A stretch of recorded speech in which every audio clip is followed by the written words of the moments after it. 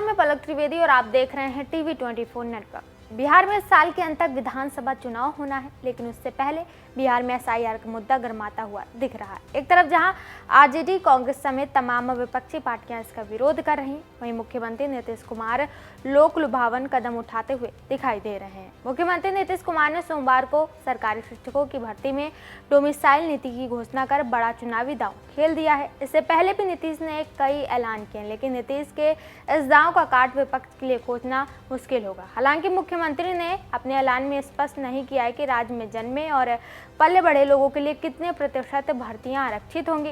नीतीश कुमार ने एक्स पर एक पोस्ट में कहा, शिक्षा विभाग को शिक्षकों की भर्ती में बिहार के निवासियों की प्राथमिकता देने के लिए संबंधित नियमों का आवश्यक संशोधन करने का निर्देश दिया गया है। बिहार में विधानसभा चुनाव से पहले मुख्यमंत्री नीतीश कुमार ने युवाओं को साधने के लिए बड़ा दांव चला है। मुख्यमंत्री ने ऐलान किया है कि टीआरई 4 और 5 में अब डोमिसाइल नियम लागू किया जाएगा, यानी अब केवल बिहार के स्थायी निवासी ही इस परीक्षा में भाग लेने के पात्र होंगे।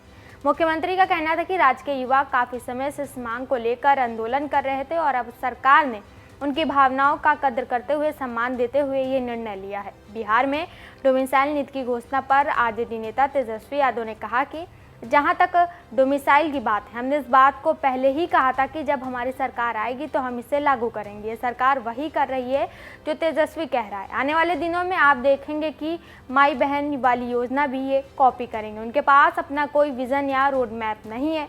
नीतीश के इस फैसले पर प्रशांत किशोर ने कहा, ये लोकतंत्र की जीत है, जनता की जीत है। उन्होंने सीएम नीतीश कुमार पर करारा हमला करते हुए कहा कि 20 साल में इन्होंने कुछ नहीं किया। डोमिसाइल के लिए छात्र संघर्ष करते रहे। जब इन्होंने देख लिया कि जनता उन्हें हटाने का मन बना रही है तो अब डोमिसाइल नीति लागू कर रहे हैं। अब बिहार में डोमिसाइल लागू करने से जनता भ्रम में आने वाली नहीं है। वहीं जेडीयू प्रवक्ता नीरज कुमार ने कहा कि सीएम नीतीश ने राज्यहित में डोमिसाइल नीति लागू करने का ऐतिहासिक निर्णय लिया है। हमने तो ये बड़ा फैसला बिहार के युवाओं के हित में लिया, लेकिन अब विपक्ष खासकर आरजेडी ये नज़ीर पेश करे कि हरियाणा से लाकर आप राज्यसभा में लोगों को नामित नहीं करेंगे। ये लोग बिहार के कार्यकर्ता की हकमरी करते हैं, ऐसा करना कब बंद करेंगे। आपको बता दें कि इससे पहले मुख्यमंत्री ने 1 अगस्त को शिक्षा विभाग के अंतर्गत दोपहर के भोजन योजना में कार्यरत रसोइयों के मानदेय में दुगनी वृद्धि करने का ऐलान किया था। वहीं कल डोमिसाइल नीति की घोषणा कर बड़ा चुनावी दांव खेल दिया है। नीतीश कुमार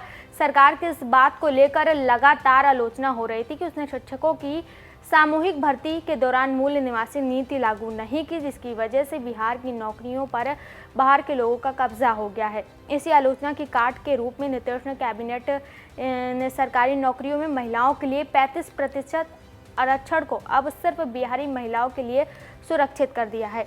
इस फैसले का अर्थ यह है कि अब बिहार की सरकारी नौकरियों में बिहार से बाहर की महिलाएं पात्र तो होंगी, लेकिन उन्हें जनरल कैटेगरी में परीक्षा देनी होगी और उन्हें महिलाओं के लिए आरक्षित 35% सीट में स्थान नहीं मिलेगा। बिहार विधानसभा चुनाव से पहले नीतीश कुमार ने एक तरफ से महिला वोटर्स को खुश करने के लिए दांव खेला है। बिहार में डोमिसाइल का ये मुद्दा पहली बार कोई नया नहीं है। इससे पहले ही नीतीश कुमार ने चुनावी मुद्दा रहा है। साल 2020 के विधानसभा चुनाव में भी सीएम नीतीश कुमार ने डोमिसाइल नीति को लागू करने का वादा किया था, लेकिन जब जीत मिली और नीतीश की सरकार बनी तो इस नीतीश ने इसे लागू भी कर दिया, मगर ये लंबे समय तक नहीं रह पाया और 2.5 साल बाद जुलाई 2023 में इसे खत्म भी कर दिया गया था। उस वक्त सरकार ने तर्क किया था कि स्कूलों में मैथ्स और साइंस पढ़ाने के लिए अच्छे टीचर्स मिल रहे थे।